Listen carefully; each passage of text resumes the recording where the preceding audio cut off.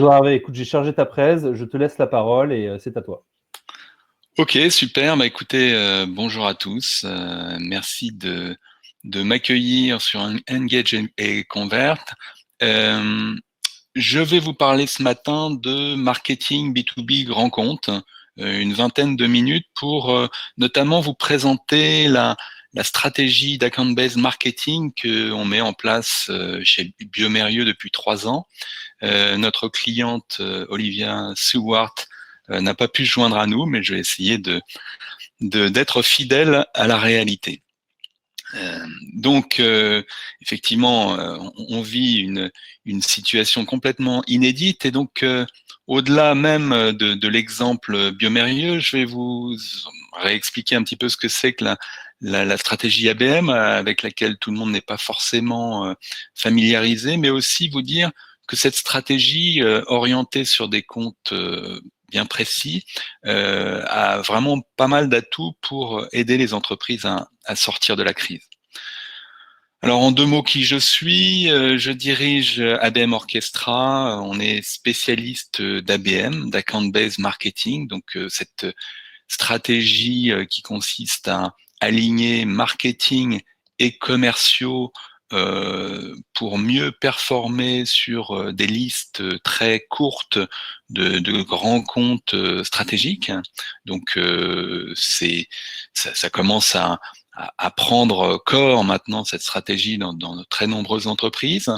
On aide des entreprises comme Biomérieux, mais aussi AWS, la filiale cloud d'Amazon, Samsung Electronics, Air Product et d'autres entreprises dans plein de secteurs d'activité à faire plus de business, à développer leur activité avec leurs grands comptes en structurant leur démarche ABM. Vous allez voir que c'est structurant, en tout cas, dans ces entreprises. Donc, juste 2 mots pour rappeler, pour vous situer le cadre. Hein. Biomérieux, c'est une entreprise que tout le monde connaît, qui intervient dans plus de 120 pays, avec 8000 salariés. Et là, on parle simplement de Biomérieux Industry, donc la partie B2B de Biomérieux. C'est 20% du chiffre d'affaires du groupe, principalement sur 2 verticales industrielles, l'agroalimentaire, avec des grands clients comme Nestlé, Danone, Coca-Cola, Unilever et autres, mais aussi la pharmacie et l'industrie pharmaceutique. Donc en fait, Biomérieux conçoit, fabrique et commercialise des solutions de tests diagnostiques pour ces 2 filières industrielles, et leurs solutions permettent de détecter sur toutes les chaînes de production, mais aussi de distribution, de stockage, les micro-organismes pathogènes au niveau des matières premières, au niveau de l'eau, au niveau de l'air, des surfaces. Donc c'est vraiment d'actualité. Et même au niveau des produits finis. Donc ce sont des solutions lourdes de plusieurs centaines de milliers d'euros, voire de millions d'euros, qui équipent les sites de production des laboratoires pharmaceutiques. Et c'est de la vente complexe qui fait intervenir énormément d'interlocuteurs au sein de ces organisations, des interlocuteurs au niveau global, au niveau des sites de production, des interlocuteurs scientifiques, techniques et bien d'autres métiers. Donc pourquoi en marketing B2B, on le sait bien, tous les clients ne sont pas égaux et finalement, c'est très important de choisir ses cibles, de les prioriser et spécialement en cette période de crise, toutes les entreprises pour le rebond, comme on dit, ne vont pas avoir la même capacité à rebondir. Certaines industries sont beaucoup plus impactées que d'autres. Hein. On pense au pétrole, au tourisme, à l'hôtellerie. D'autres sont épargnés. Donc en fait, y a vraiment cette question de choisir ces cibles pour le redémarrage. Par ailleurs, en B2B, on s'aperçoit chez nos clients que tous leurs comptes clés qui sont suivis par des commerciaux ne vont pas avoir la même écoute sur les produits, solutions qu'avant la crise. L'ordre des priorités dans les entreprises est complètement revu. Ah, il y a quelqu'un qui a gardé son micro. Donc toutes les urgences peuvent avoir changé, et donc c'est important de revoir l'ordre des priorités. C'est ce qu'on s'aperçoit aujourd'hui chez nos clients. Les équipes commerciales sont en train d'aider les commerciaux à se focaliser sur les secteurs, les comptes qui vont permettre de générer du chiffre d'affaires à la reprise. Et du coup, l'ABM est vraiment là pour aider les équipes commerciales à se restructurer sur ces listes de comptes importants. Pourquoi l'ABM est important aussi aujourd'hui et pourquoi c'est plébiscité par les équipes marketing et commerciales? Simplement parce que l'inbound marketing a fait des déçus dans le marketing B2B en tout cas. On constate que moins de 5% des leads sont dans la cible. Les commerciaux sont déçus et se plaignent sans cesse de ne pas être soutenus par le marketing sur les comptes qui les intéressent. Et il y a que il faut en fait produire 1000 leads marketing pour générer 3 affaires. Donc en B2B, on considère parfois, et parfois à juste titre, que l'inbound marketing, c'est beaucoup d'énergie pour pas grand-chose. Hop, si vous pouvez, il y a quelqu'un qui me bouge ma présentation. Voilà, donc l'ABM donc s'avère être la stratégie gagnante aujourd'hui pour sortir de la crise. Alors donc l'ABM, je rappelle la définition, c'est une stratégie coordonnée entre les équipes marketing et les équipes commerciales pour accélérer le business sur une liste de comptes qu'on a choisis. Donc, je vais venir à l'exemple de Biomérieux, mais Biomérieux, dans ses stratégies ABM, a choisi en 2018, quand ils ont commencé, très peu de comptes de l'industrie agroalimentaire, et actuellement, sur un programme pharma, on travaille sur 3 comptes. Donc, 3 comptes, c'est un ciblage énorme. Ça veut dire qu'on peut se permettre de personnaliser les discours et on mesure bien évidemment le ROI sur les actions. Voilà. Donc, l'intérêt majeur effectivement de l'ABM, c'est que c'est vraiment une démarche structurée, structurante, qui nécessite que tout le monde travaille ensemble, marketing, commerce, mais aussi global et local. Et donc on s'appuie sur peu de comptes pour nos programmes.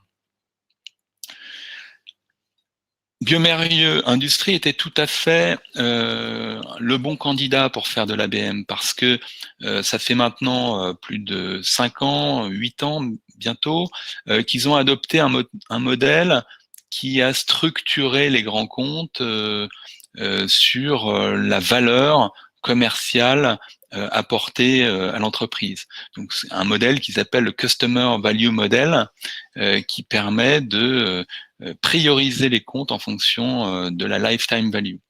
Donc, ils ont priorisé des strategic accounts, des global accounts, et puis des comptes régionaux qui restent stratégiques, mais qui ont une activité uniquement locale. Et sur cette segmentation, ils ont adopté une organisation commerciale pour servir ces grands comptes, avec des key account managers au niveau mondial. Donc, il y a le key account manager de Nestlé, il y a le key account manager de Sanofi. Les key account managers ont 1 ou 2 ou 3 comptes à s'occuper, donc ils sont très focus sur leurs comptes. Ils sont relayés dans les régions. Une région, c'est Americas, EMEA ou autre. Ils sont relayés dans les régions par des key account managers régionaux qui eux-mêmes s'appuient sur des forces de vente locales, donc des field sales, qui vont visiter les comptes, qui vont visiter les sites de production de Sanofi pour voir leurs clients au niveau local. Donc c'est toute une organisation matricielle où les key account managers et les commerciaux travaillent avec des experts sur les lignes de produits, experts qui font le lien entre les équipes scientifiques et le terrain. Très complexe, mais en ABM, on aime la complexité. Et donc, on a lancé les premières initiatives, je le disais, d'ABM en 2017, d'abord sur l'industrie alimentaire, et ensuite sur l'industrie pharma, où on est en train de travailler et de les aider à développer 3 comptes stratégiques, 3 très grands comptes, qui sont Pfizer, Sanofi et Fresenius. Une fois qu'on a sélectionné ces comptes, on a aidé les équipes commerciales à mieux comprendre ces comptes, à apporter de l'intelligence sur les comptes. On a mappé les filiales, les entités, les sites de production. On a identifié quels pouvaient être les bons interlocuteurs au niveau du cycle de vente. Donc, on a réuni les bons interlocuteurs, c'est-à-dire les commerciaux, les avant-ventes, le marketing. On les a fait réfléchir avec des post-it dans des sessions très créatives, et c'est comme ça qu'on fait avec nos clients pour qu'ils s'imaginent, qu'ils se représentent à chaque phase du cycle de vente, la phase de découverte, la phase d'évaluation des solutions et la phase de décision, quels sont pour eux les interlocuteurs qu'ils ont l'habitude de rencontrer. Est-ce que c'est le VP innovation, à quel moment les achats interviennent, à quel moment les contrôles qualité, etc. Donc ça nous permet de créer ensuite des briefs pour aller acheter des listes ou constituer des listes sur mesure, listes de contacts que ensuite on va intégrer dans le CRM. Donc dans le cas de Biomérieux, et là c'est l'exemple food, on a sélectionné 12 comptes clés, Nestlé, Unilever, Savencia, Arla, Bonduelle, Muller, Ferrero, etc.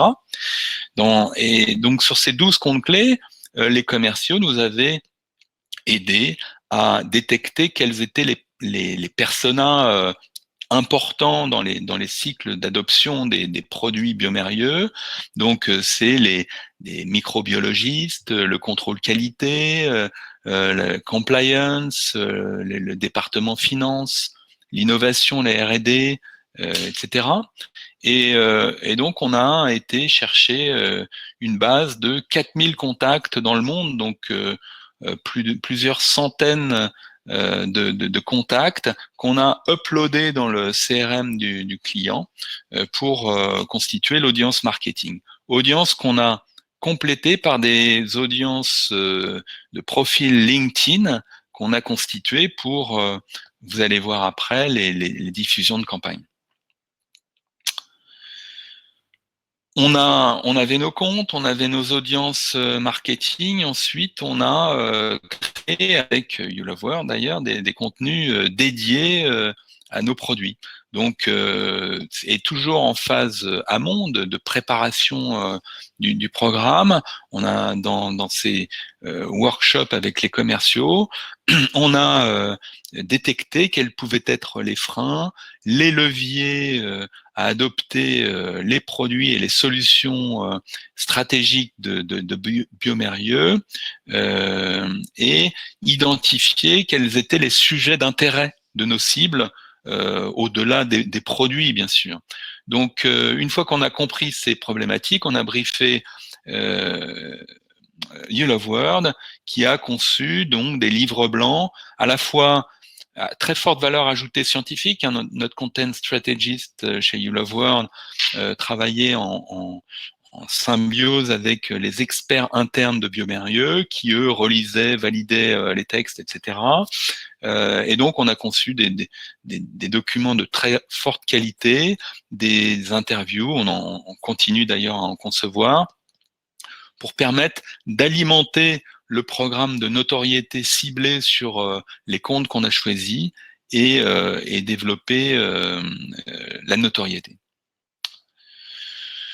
Donc, ces contenus, au fur et à mesure qu'ils sont créés, sont diffusés de façon extrêmement ciblée, chirurgicalement, uniquement sur les comptes qui nous intéressent.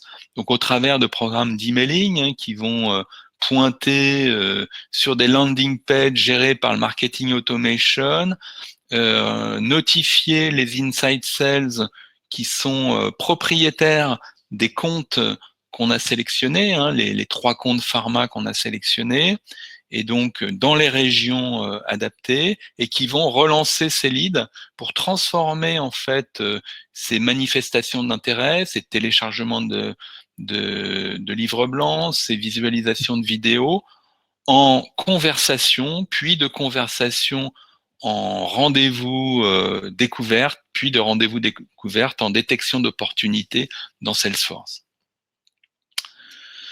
Parallèlement donc à ces actions d'emailing, on fait du multicanal, donc on a créé des audiences élargies sur ces 3 comptes pour envoyer de façon ciblée aux fonctions qui nous intéressent des posts qui eux aussi pointent sur des landing pages qui vont alimenter la lead queue dans le CRM de Biomérieux. Mais l'ABM, on se contente pas de générer de la notoriété, on se contente pas de générer des leads, on est là pour développer le business. Donc, on aide également à monter des structures internes de commerciaux sédentaires qui sont en relais des actions de notoriété du marketing, qui vont qualifier les leads entrants dès qu'ils arrivent dans le CRM, mais aussi qui vont démarcher proactivement les décisionnaires de LinkedIn qu'on a identifiés avec les commerciaux en amont. Et donc, ils vont lancer des séquences de prospection proactive avec des outils de sales automation comme SalesLoft ou d'autres, Prospecting ou d'autres outils, LinkedIn Sales Navigator. Et le but de ces actions, c'est d'organiser des réunions découvertes avec les bons interlocuteurs pour les field sales, pour les commerciaux de terrain, pour les CAM, les Key Account Managers, quand il s'agit de décisionnaires au niveau global, et donc d'en générer entre 2 et 3 par semaine. Ce qui permet d'identifier des opportunités business qui sont mesurables et qui permettent de calculer le ROI. Parce que c'est le but du jeu de l'ABM, être rentable et monitorer des KPI qui sont très business, très orientés commerce. C'est pour ça que cette stratégie ABM, dont le but du jeu est de développer les pipelines d'opportunités commerciales sur les comptes qu'on a choisi de développer, et pas seulement l'apanage du marketing, mais aussi du commerce. Et c'est pour ça que ça se développe beaucoup notamment dans les grands comptes, mais aussi l'ABM intéresse les plus petites entreprises. On a des clients qui sont des entreprises beaucoup plus petites. Voilà, donc j'ai essayé de faire court en 20 minutes, et j'espère que ça a été clair. Et est-ce que vous avez des questions à part sur l'ABM, sur le programme Biomérieux plus spécifiquement, ou sur le marketing des grands comptes? Super, merci beaucoup Hervé pour cette présentation. Je pense qu'on est tous d'accord pour dire que c'était ultra intéressant et très détaillé, malgré les 20 minutes. Donc merci beaucoup pour ça. Écoute, on a une question effectivement d'Isabelle qui te demande donc, comment pondérez-vous et choisissez-vous les comptes clients sur lesquels focaliser l'effort commercial en post-crise sanitaire? En poste, j'ai pas compris la fin. Je vais te la répéter. Comment pondérez-vous et choisissez-vous les comptes clients sur lesquels focaliser l'effort commercial en post-crise sanitaire? Oui, bah c'est ce que je disais tout à l'heure. En fait, on crée des scores de rebond avec nos clients en ce moment, on est en train de faire ça avec Samsung, on est en train de faire ça avec AWS, et ces scores intègrent des critères tels que l'impact sectoriel. Est-ce que c'est un secteur qui a été fortement touché ou pas? Est-ce que c'est un score négatif ou un critère négatif ou positif? Est-ce que quel est aussi le score de cash, la situation, la solidité financière de l'entreprise et sa capacité à survivre, en fait, tout simplement. Et du coup, c'est vrai que les grands comptes intéressent beaucoup les entreprises aujourd'hui parce que on dit too big to fail en anglais. Hein, les grands comptes vont tenir le choc. Et c'est malheureusement les plus petits qui vont avoir plus de soucis. On est aussi sur des critères d'accessibilité au compte. Donc là, les commerciaux notent un score de 1 à 10. Est-ce qu'ils ont accès au COMEX? Est-ce qu'ils ont déjà un réseau constitué d'interlocuteurs au sein du compte qui peut leur permettre d'accélérer? Parce que les greenfield, les comptes prospects, c'est pas forcément le moment d'aller les chercher, c'est plus difficile. Et enfin, quel est le potentiel, hein, on a parlé du modèle CVM, Customer Value Model. Donc, quel est le potentiel du client en termes monétaires? Quels sont les produits, solutions qu'on va pouvoir lui placer et qu'il va être en écoute et en capacité de nous acheter dans les prochains mois? Super, très intéressant. On a une question aussi de Laura qui demande quel KPI utilisez-vous au fur et à mesure du pipeline commerciaux et ou marketing? Donc, les premiers KPI, c'est le coverage des comptes. Combien on a de contacts, comment évolue le nombre de contacts sur les comptes dans le CRM. Coverage, donc comment on atteint ces comptes. Ensuite, c'est les MQL, les Marketing Qualified Leads, campagne par campagne, donc qu'on mesure et qui permettent d'alimenter ensuite les inside sales comme on l'a vu. Le troisième critère, c'est les opportunités ouvertes dans Salesforce qui sont sourcées par le programme, donc ont été amenées par les inside sales suite à des rendez-vous découvertes. Et donc ces opportunités, elles sont pondérées par les commerciaux, ça, ils ont l'habitude de le faire, et monétarisées, et donc on peut suivre un pipeline en permanence dans le CRM. Ok, super. On a aussi donc Arthur. Alors j'ai plein de questions à Hervé, hein, je sens que le sujet intéresse.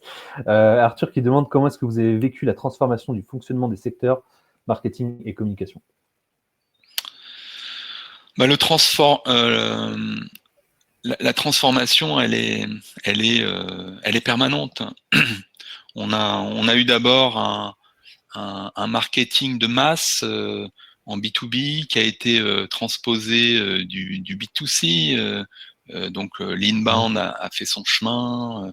Ensuite, les équipes marketing B2B sont toujours plus resserrées dans les entreprises. Donc il a fallu, on a utilisé à fond les outils d'automation. Ça, c'était les 5 dernières années de marketing automation qui ont été bien pratiques pour créer des scénarios d'automatisation de la gestion des leads.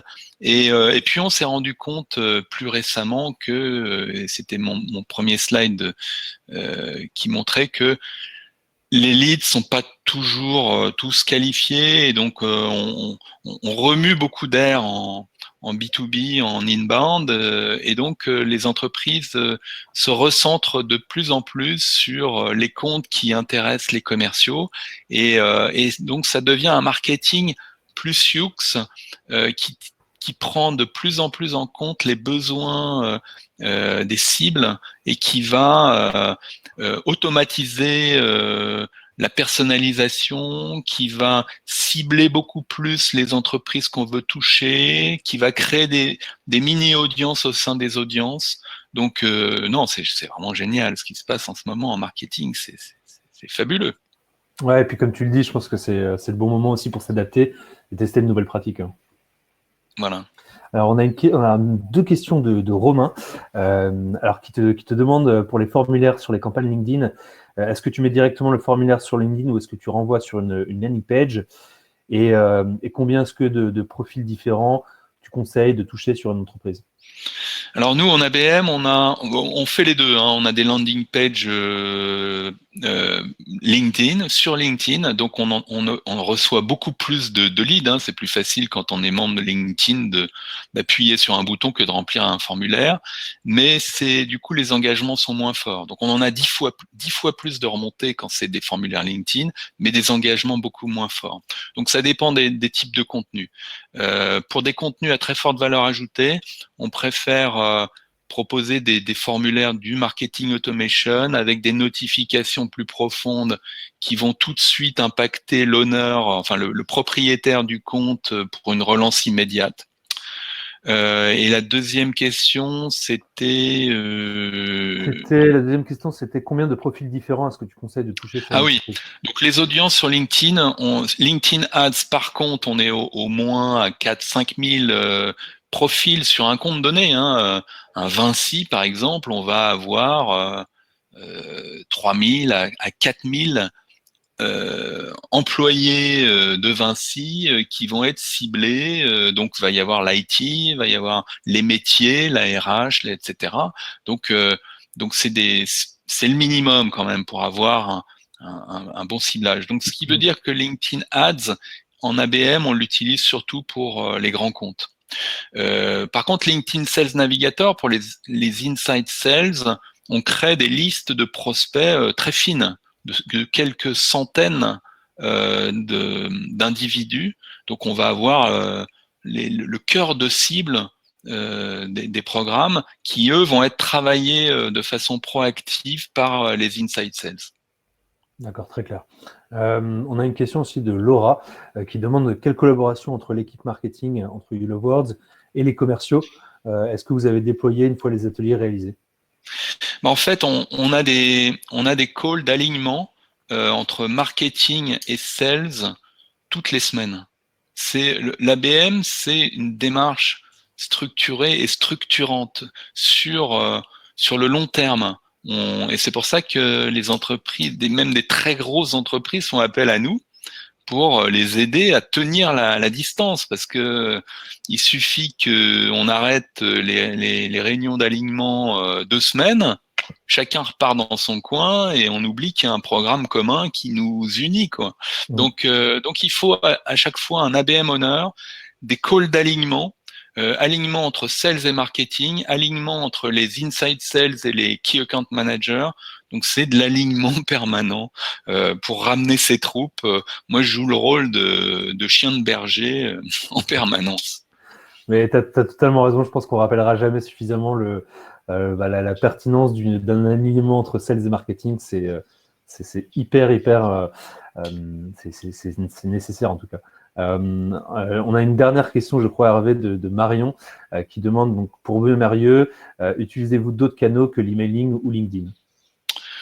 Oui, on teste des plateformes d'IP marketing, donc qui permettent sur des bases de cookies d'aller taper la R&D Sanofi, MSD ou autres labos au travers comment dire, de bannières publicitaires qui apparaissent quand les interlocuteurs vont sur Internet faire des recherches. Ok, super.